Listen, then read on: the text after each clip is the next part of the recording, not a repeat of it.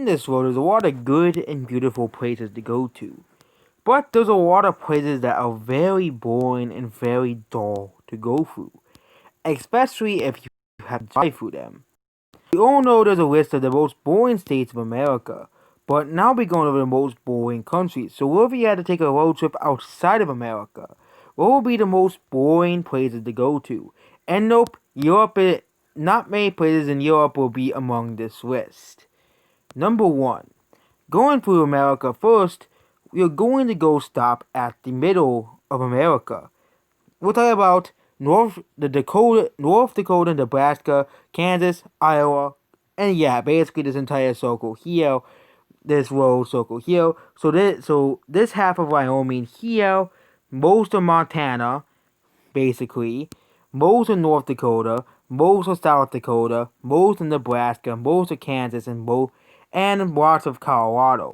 These states are huge, and eastern Minnesota and eastern Missouri. There are some good attractions here in this area, like Denver, Mount Rushmore, but most of this area is very sparsely populated, especially this northern area, the central area of America. Here, there is not many people living in this part of America. Only around like 3 or 4 million, like 8 to 9 million people really live in this part of America. There's very long roads. It takes hours to get through these states as well. And yep, there we go. Number 1. Number 2, Siberia. So let's just say you want to go through Moscow to Beijing, or Moscow to even Ulaanbaatar or another part of Russia. Siberia is large, so if you want to, and also in the winter, Siberia is cold and deadly. Siberia is very long, even longer than the last area I've talked about. It's probably the biggest area on this list. So let's just see on the map. How long does it take to Moscow to Beijing? Oh, you can't even find a way there. Yep, you can't even find a way from Moscow to Beijing because you have to go through miles and miles of treacherous terrain to Beijing. Number 3, North Korea. What makes North Korea so strange is the country itself. North Korea is boring, not because there's nothing to do there, basically. Whatever you do in North Korea, it's all controlled by the government. So basically in North Korea, there's nothing to do in North Korea because everything is controlled by the North Korean government. You really can't really do much of a trip that is pre-planned by the North Korean government. The North Korea tour guides are by the government. So yeah, North Korea is the third most boring place on the face of the planet. Yes, there isn't much of a drive there to go to, but North Korea, if you drive from Pyongyang to even Chaojin or Gangneung or Hamhung, it's still miles of driving through treacherous mountainous terrain to even get there. And also, you may not even be able to go there because the government basically pre-plans all of your trips. Basically, the country pre-plans your entire trip there. So, yep, North Korea is on the list. Number 4, North Africa, or more specifically, the Sahara Desert. Sahara Desert spans 1, 2, 3, 4, 5, 6, 7, 8, 9, 10, 11, 12, 13, 14 countries. 14 countries. And yep, doing a Mediterranean road trips would be no problem, but doing a road trip alongside, there's no hospitals, no food. Sahara Desert is infamously known as one of the most desolate places on the face of the planet. No one lives in the Sahara Desert because it's so less densely populated than anywhere else in the world. No one does live in Sahara Desert because of how hot, humid, and desolate the Sahara Desert is.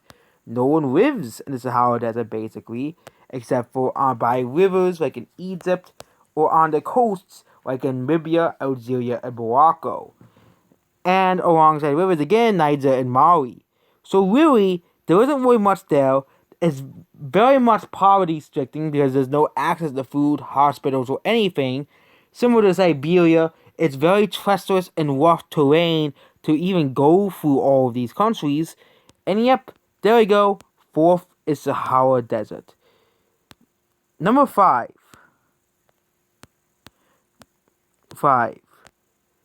Central. No, number five is this part of China. Basically, this this western part of China here. Yep, this deserty part of China. There's a lot of good heritage areas, but most of this part of China is just desert you have to go through most of the time. There are some big cities here, but especially places like Tibet where you have to go through treacherous mountains after treacherous mountains. Planes will even fly through Tibet because of how elevated Tibet is. So Tibet is a very hard country to get, not country, place to get to because Tibet is officially considered a part of China. I'm sorry that my mouth slipped for a minute, but yep, it's a very hard place to get through. Xinjiang is a pretty difficult place to go through. And the same thing extends to Mongolia as well. Mostly desert, very unpopulated, nothing to do outside of the capital or big city. Next place is most boring places to go through is Central Australia. We all know how unpopulated Central Australia is. There's like two cities in Central Australia. Okay, it's probably more than just two cities, but no one lives here. No one lives in Central Australia. It's so underpopulated. There's no food, no water, no hospitals, no really anything, no civilization.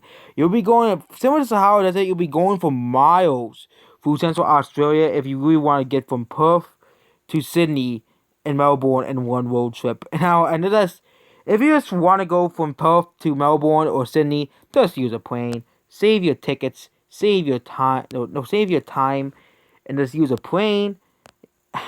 Basically, here. Next area that is so boring and so desolate is this part of Africa.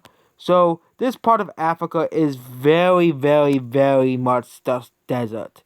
There is a few things like Namibia's capital, there's a national park, there's animals, but Botswana, Namibia, and this part of South Africa is just basically just similar to Sahara Desert. This desert you have to go through, no really big cities.